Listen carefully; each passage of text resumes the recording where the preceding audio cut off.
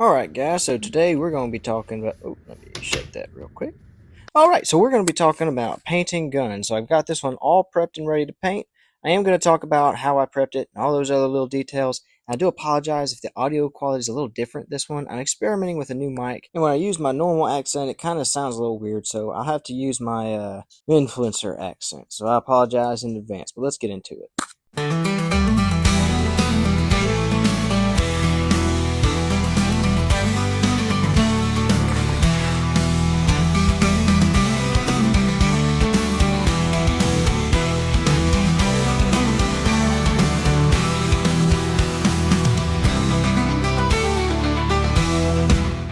All right, so the first stage that I did is putting this paper in. Now this is just like drawing paper that I cut up and slid in here. Some people use masking tape. That's a lot easier. I just didn't have any on hand. But you want to cover three main things: your barrel, your magazine, and then any kind of opening to your internal. So that's the charging handle area. I like to cover the trigger and the inside parts of the trigger, just to make sure you don't get anything gummed up in there.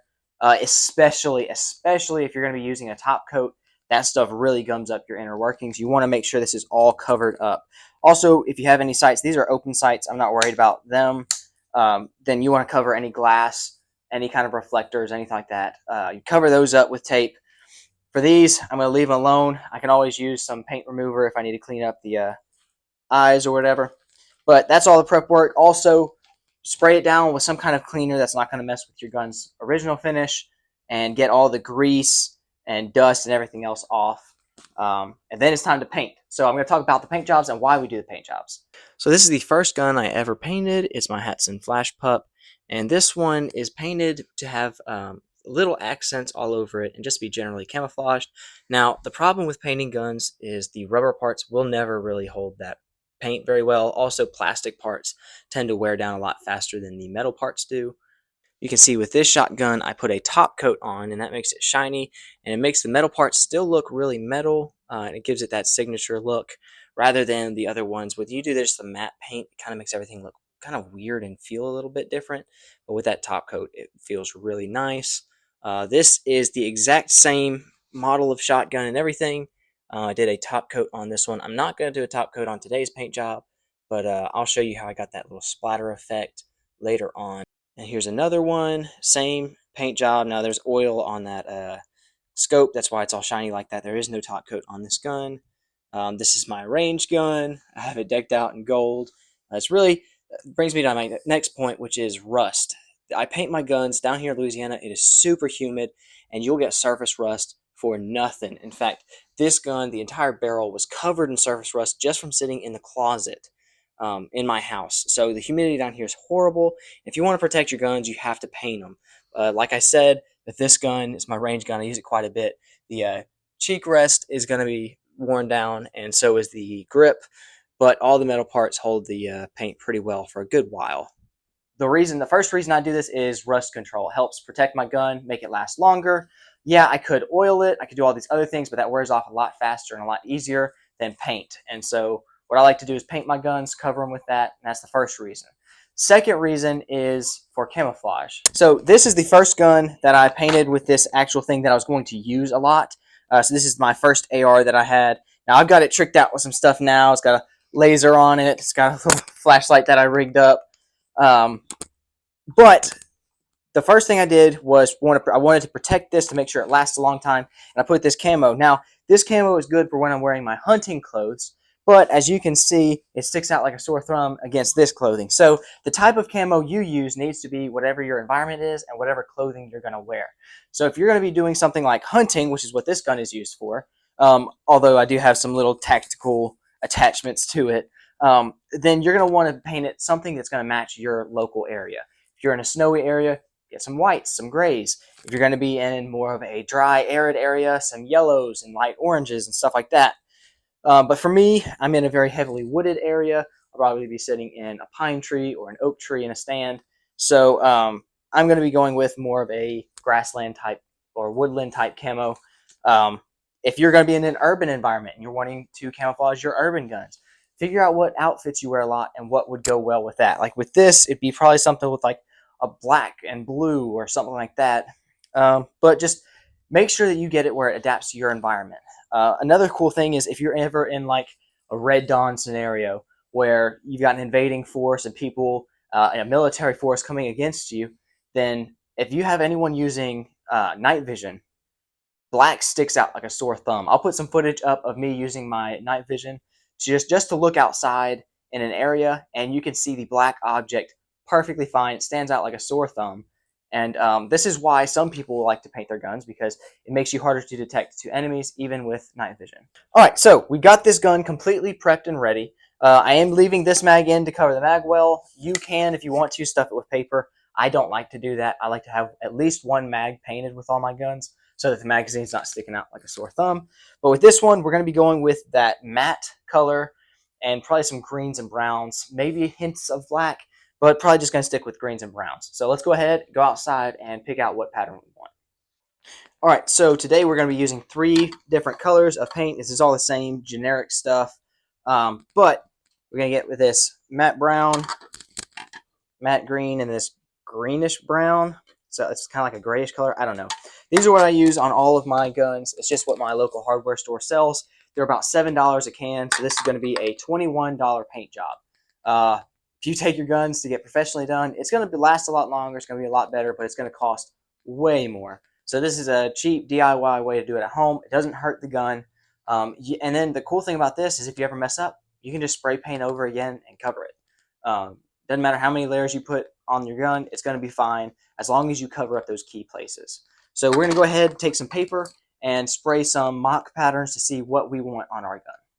All right, so usually with your standard paint job, you're going to have 3 colors: your base coat, your accent coat, and then your details. So I think I'm probably going to, you should go lightest to darkest or darkest to lightest, however you're wanting it to look. For me personally, I'm going to spray a pattern that starts light and then goes dark and then darker. I'm just going to spray this over an even coat. All right, so that's going to be the base coat. The whole gun, you're going to coat the entire gun, top to bottom. We're going to go over that in a minute. But this is what the base coat's going to look like. With my middle coat, I'm going to go ahead and go with this grayish color. And I like to just do some up and down lines. Something like that. Maybe you can do them wider, you can do them thinner, however you want to do it. And then your final coat, you're going to need some kind of a template or something that you're going to use to make your pattern. All right, so you can literally just go in your yard. You can use grasses, leaves. I'm going to grab 2 different things to show you 2 different patterns you can do and what patterns I like the most. All right, so I found my materials, and now we're going to go ahead and see how they look on a gun. All right, so there's 2 different ways you can use this. This is dog fennel, and it's got these really cool looking patterns. So there's a couple ways that I like to use it. And this is probably my favorite to use for the camos. So the first way you can do it, get your detail color. You'll lay it against your gun and just quickly, oh, that one blew it away. Just tap it. I'm going to do this all in the same area. Tap it. Tap it. Oh, well, I'm not doing too good right now, but there you go. So you get that kind of pattern. Now, a secondary use that you can do, and I've done this on that shotgun from earlier, the shinier one, is you can take you a few pieces like this, kind of wad it all up like a brush at the end, coat it with paint, and then slap it around, coat it some more if you need to, and then it gets that like muddy looking pattern.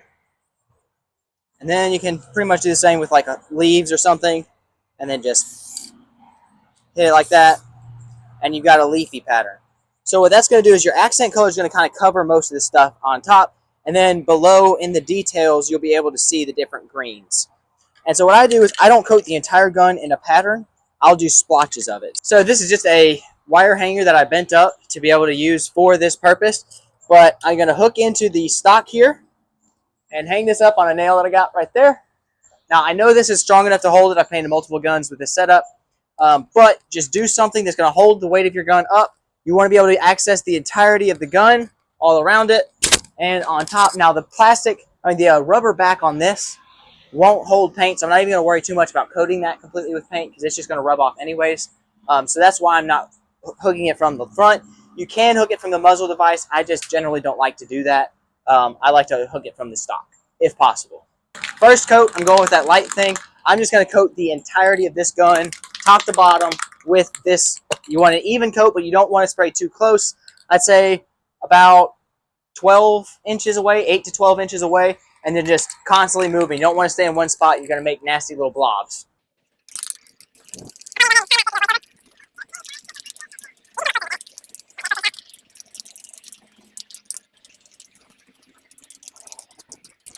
Now make sure to do this in a well-ventilated area. This is why I'm doing it outside. It's not ideal to do this when it's raining outside, but the wind's not blowing the rain this way, so it should be all right. And I've been putting this video off for multiple days because of the rain, so I just want to go ahead and get it over with. Worst case scenario, the gun messes up and I can paint it again. So the good thing about this and painting your guns like this is it's not a permanent finish. It's pretty easy to take these finishes off if you want to, and you can also just like cover it up with another spray paint job. So like Bob Ross said, there's no such thing as a mistake, just happy little accidents, and you can always cover up those happy little accidents.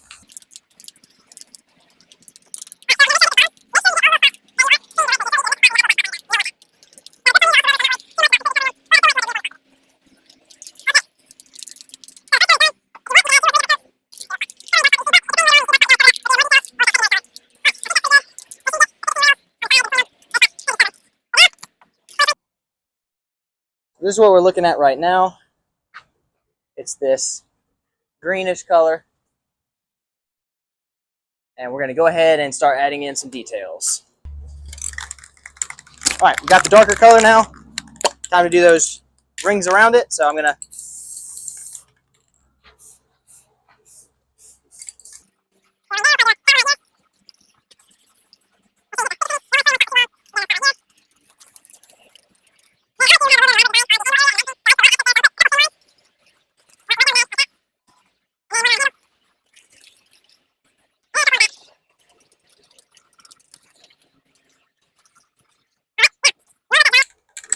now this is the fast drying kind, so I don't have to wait 20 minutes for it to dry for me to go to the next coat. I could just wait about, honestly, 2 or 3 minutes. But I'm going to go ahead and I'm going to be using the dog fennel. This is my favorite pattern. I've experimented with other ones and none of them just really do it the same for me. So I'm just going to grab this at the end, place this against it, spray really quickly and at a moderate distance, just one quick little and that's it. That's all it takes. Hit with a quick pow, pow, move over, pow, pow, pow, pow, pow, pow. Oh, actually, this has turned out pretty good. I might go ahead and coat most of this gun with this pattern. It's actually doing really well. Sometimes, especially when you're starting out, it can be a little difficult to get that pattern going all the way around. Also, if you keep this thing too wet, it'll start messing up your pattern. So I like to fling it around to dry it off a little bit. This stuff dries really quickly.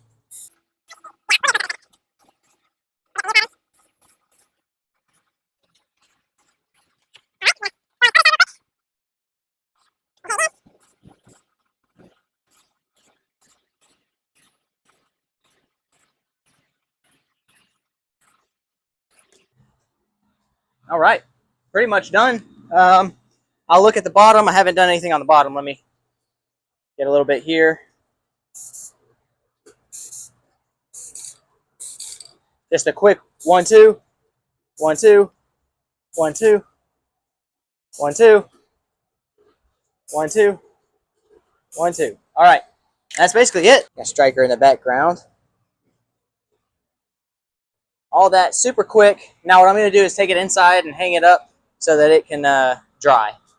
All right, so this is the final product. I'm going to try and pan over slowly so you can see the details. Now, I was kind of rushed, so there's a few spots that aren't perfect, but the good thing about camo is nature ain't perfect, so you don't really got to worry about it being 100% great. As long as you don't mess up the inner workings and as long as the paint's on there, you should be pretty good and well protected. So the only places I got to worry about is the end of the barrel, the trigger, and then let me flip the gun real quick. Those inner workings are all good and safe. But as you can see, the entire gun is completely coated. All the metal parts are protected now. And even though there's some spots that aren't 100% the way I want them, if I ever want to change this gun, all I gotta do is coat it again with that light coat and then try again. Question is, should you paint your guns? Sure, why not? Or maybe don't. It's really up to you. Your guns are yours and ain't nobody else's. Nobody else can tell you what to do with them. So just have fun with them. And if you like your straight black, then great. Just make sure you oil it or do something to it to make sure it's protected from rust, and you're all set. But anyways, guys, my next video is going to probably be a pond update. I don't know if you got a little teaser seeing it in the background while I was painting, but it's coming along very nicely. We've had so much rain this week, so I'll catch y'all probably Thursday or Friday, but thanks for tuning in. And as always, Jesus loves you, I love you, and have a great day. Also, let me know in the comments if this mic is better or if I should just chunk it in the trash.